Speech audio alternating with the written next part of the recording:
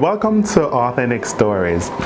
We invite you to come on this journey with us as you will hear stories of people who have gone through great trials, people who have been victorious and are willing to share their story of hope, transformation, and a story to bring healing to your soul.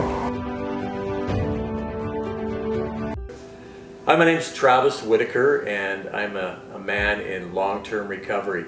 4/20/2009 was a day that changed my life forever, and I'm coming up on 13 years of continuous sobriety. If it wasn't for my higher power and a wreck that changed my life, I had been stuck in addiction for about 13 years, and I didn't like who I was as a person. I had some childhood trauma things that took place.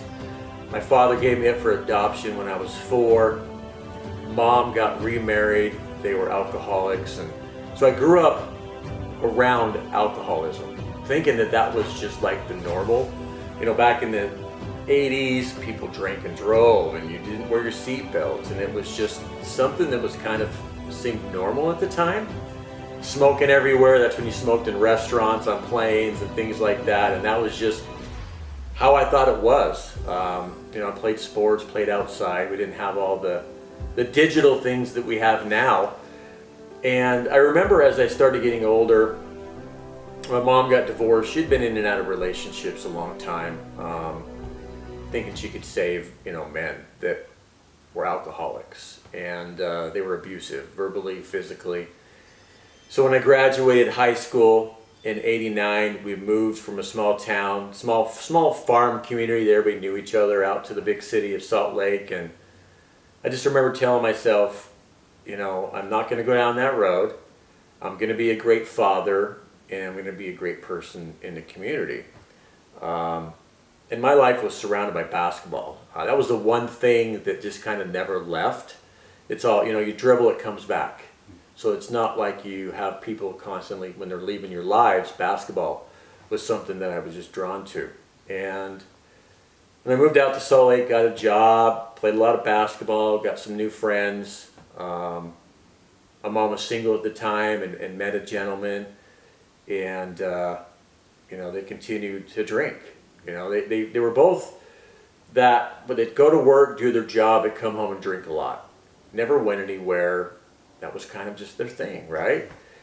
And so moved out of the house about 18, started doing my own journey and learning about life and working multiple jobs and playing basketball. And I would go out and drink, but in my head I always thought, I'm going to be careful, I'm going to be aware, I'm not going to become an alcoholic, I'm not going to be like them.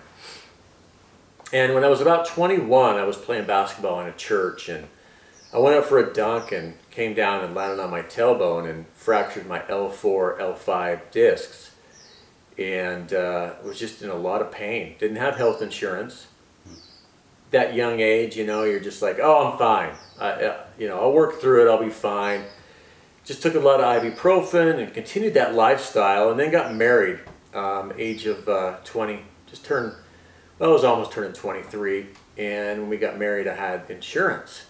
So I went to the doctor, had a bunch of x-rays done. He told me about my back, sent me to a bunch of different doctors to look at getting surgery or getting a cage in my back or bar in my back. And I was just scared of that, because I thought that I wouldn't be able to move once I got that done, because I had heard so many horror stories.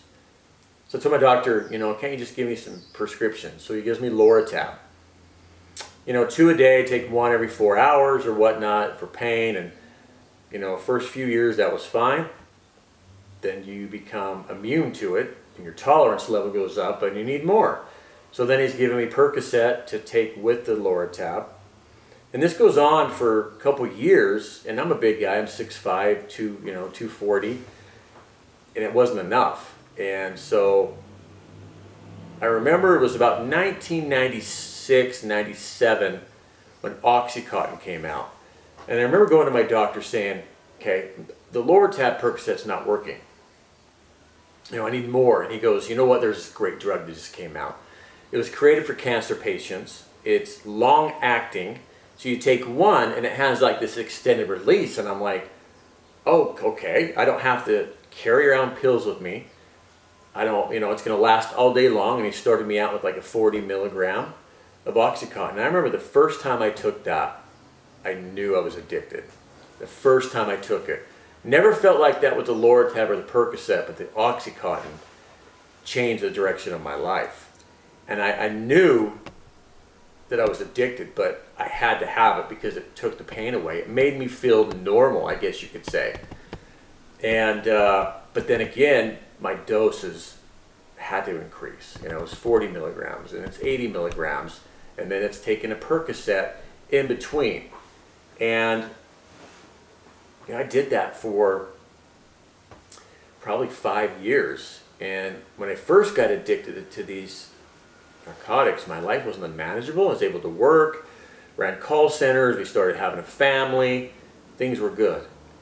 But then that addiction to Oxycontin just started to control everything about my life. And about 5 or 6 years in,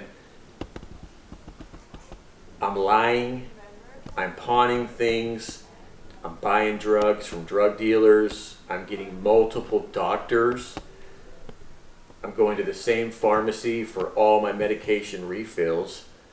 And I think that I'm like smarter than the system, right? So I continue doing this, go through 401k, and like I said, I'm losing jobs because of, I'm going through withdrawals, and you can't go to work, and calling sick, and they get tired of this. And my wife at the time, she doesn't understand that you can be addicted from something the doctor prescribes to you. And I remember telling her, I says, honey, I'm an addict. And she's like, well, just stop. And I'm like, I don't have the ability to stop. I feel like I'm going to die when I'm detoxing. Like, I wasn't out partying with people. I had a family. So this was all just me going to doctors, buying the drugs, doing it at home, and just tearing everyone's house, my house apart, and the lives of my kids apart. And, I remember my kids coming up to me and saying, Dad, stop, because I'm not showing up to their events. I can't get off the couch. I'm sick. I'm not feeling good about who I am, and I'm heading down that path that I said I wasn't going to do. And I remember about 2014, because this goes on for a little bit, where we're just trying to maintain and get what I need to be well and get through life. And 2006, let's say, I get in a car wreck with my daughter. And I'm a master manipulator. When I'm stuck in addiction, I'm going to get you to believe what I want you to believe. And I'm really good at that, like all of us are, right? Because we feel like we're protecting that other identity of our addiction. So we have to make you think that we know, what's best. And I remember getting in a car with my daughter. And again, it's about 2006, and we're in the Durango, and I'm not paying attention, and I'm high, and I'm driving with her, and I run into a boulder. I get the car home. I make up a story that a dog or something ran in front of me, and my wife, wants to believe me. And, that continues. And then I get to meet my real dad, who gave me up for adoption when I was 4. I'm about 26-ish. Show up to his house, get to know him, and he's addicted to pain pills. He was 6'9", basketball player. I was a basketball player, and here I am addicted to pain pills. I thought I'm avoiding alcohol, but all of a sudden now I'm addicted to pain pills, and come to find out it's really just in my DNA, because he's addicted to pain pills. I get to know him, and he's not a good guy. He's not somebody who's going to bring value to my life. There was no regret what he did. He ended up basically, my new dad had adopted me for $4,000, but I look at, he basically sold me for $4,000 so he could travel and go play professional basketball in the ABA. And when I meet him, he's got pain pumps put in. He's had multiple knee surgeries, back surgeries, kind of like that road that I'm heading down.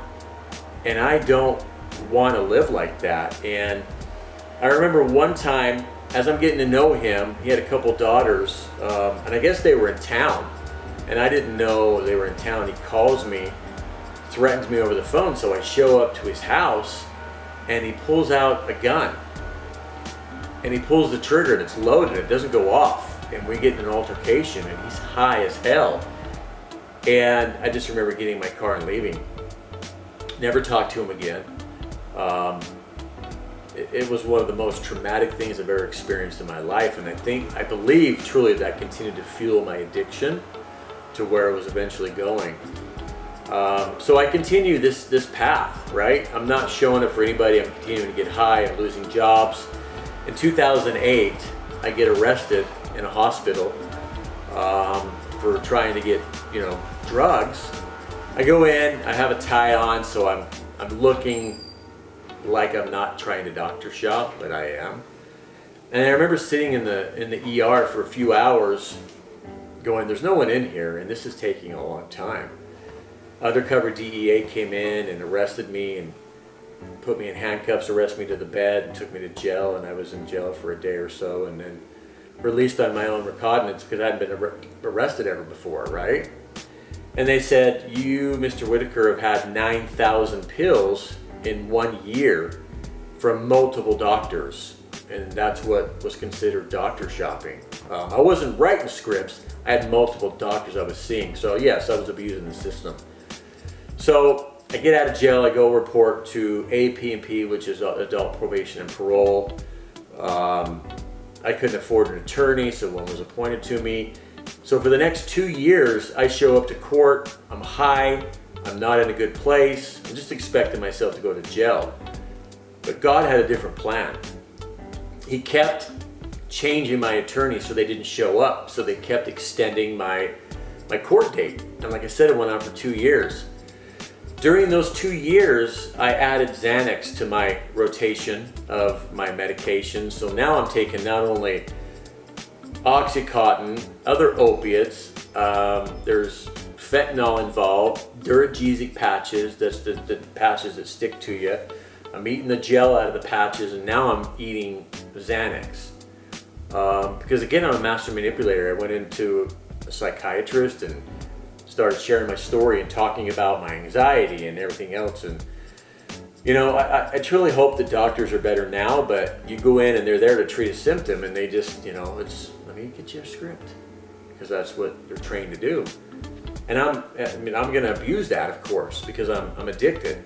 So now Xanax gives me a different type of high, but it's also making me where I'm taking too many and I'm passing out and blacking out and making horrible, even more horrible decisions, driving with my kids, spending more money.